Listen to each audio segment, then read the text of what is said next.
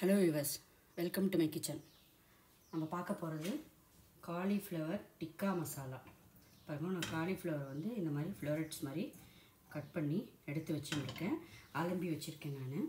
இதோட ஃபஸ்ட்டு நம்ம வந்து காலிஃப்ளவரை வந்து மேரினேட் பண்ணிக்கணும். டிக்கா மசாலான்னு சொல்லியிருக்கோம் இல்லையா, ஃபஸ்ட்டு மேரினேட் பண்ணிக்கணும். அதுக்கு ஒரு 1/4 கப்பு கர்டு போட்டுருக்கேன். இதோட இந்த காலிஃப்ளவர் இதுக்கு தேவையான அளவுக்கு சால்ட்டு,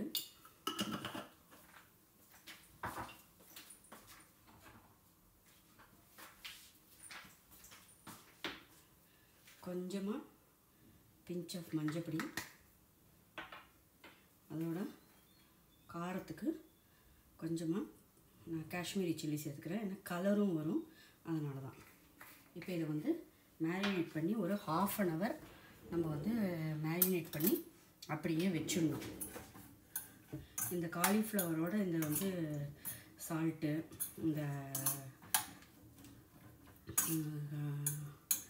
மிளகாப்பொடி, மஞ்சப்பொடி எல்லாம் நல்லா மிக்ஸ் ஆகி நல்லா இதுக்கு வந்து ஒரு டேஸ்ட்டு கொடுக்கும் உங்களுக்கு, தயிர் எல்லாம் சேர்ந்து. இப்போது இது வந்து ஒரு 1/2 அன் ஹவர் ஆகட்டும்.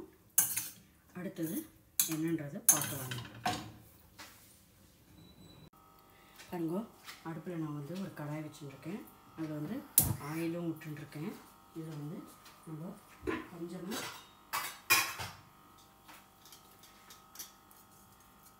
ஜீரகம் போட்டுக்கலாம். ஜீரகம் பொரியட்டும்.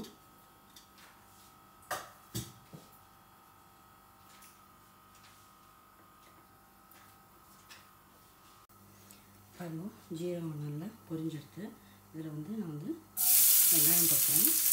வெங்காயம் வந்து ஆப்ஷன் தான், வேணும்னாக்கா போட்டுக்கலாம், வேணாட்டி விட்டுடலாம்.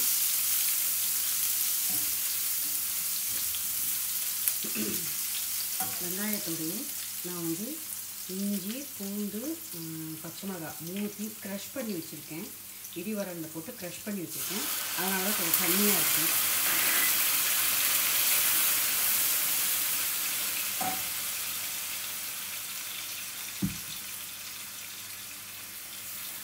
க்ரஷ் பண்ணி போட்டால் கொஞ்சம் ஸ்மெல் நல்லா வரும், அதுக்கோசரம் தான் வந்து க்ரஷ் பண்ணி போட்டிருக்கேன். நறுக்கிறதுக்கு பதிலாக க்ரஷ் பண்ணி போட்டிருக்கேன் நான்.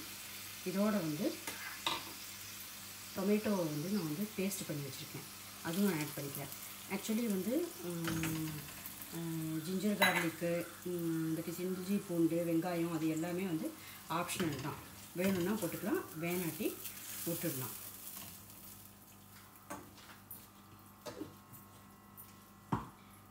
இதில் கொஞ்சம் மஞ்சப்பொடி,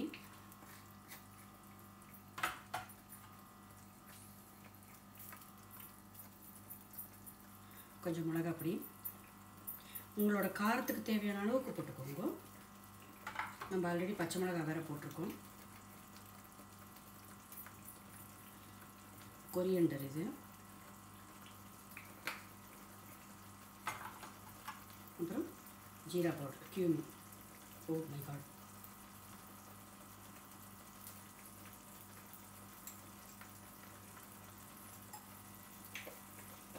இதெல்லாம் வந்து கொஞ்சம் குக் ஆகட்டும்.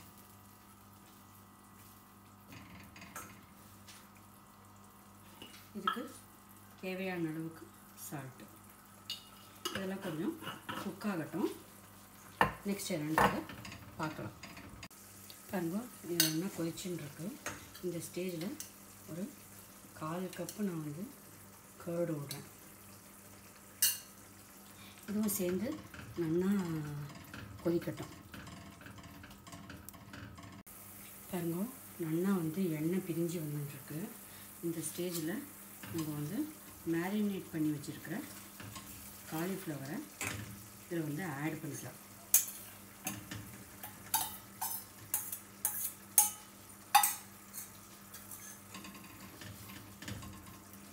இதுவும் சேர்ந்து நல்லா குக் ஆகட்டும்.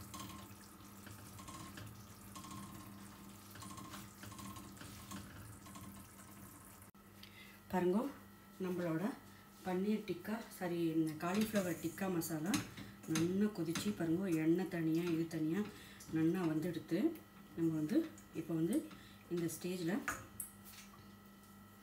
கொஞ்சமாக கரம் மசாலா போட்டுன்ட்டு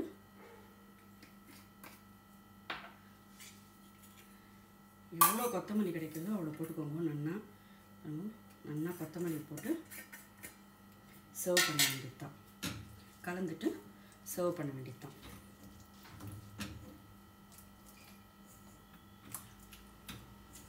ரொம்ப டேஸ்ட்டாக இருக்கும். சப்பாத்தி, ரோட்டி, ஈவன் ரைஸுக்கு நல்ல பாஸ்மதி ரைஸ் வடித்து அதில் போட்டு சாப்பிட்டாக்கா சும்மா சூப்பராக இருக்கும், அருமையாக இருக்கும். நான் புல்கா அதுக்கெல்லாமே ரொம்ப நல்லாயிருக்கும். நீங்களும் உங்கள் அதில் ட்ரை பண்ணி பாருங்கள், எப்படி இருக்குது அப்படின்ட்டுன்னு கமெண்ட் பண்ணுங்க. பாருங்கள், ரொம்ப நல்லா இருக்குது, சூப்பராக, ரொம்ப எம்மியாக இருக்குது, டெம்டிங்காக இருக்குது பார்க்குறதுக்கு. என்ஜாய் இது பண்ணி cauliflower tikka masala. Thank you for வாட்சிங் மை வீடியோ. பாய்.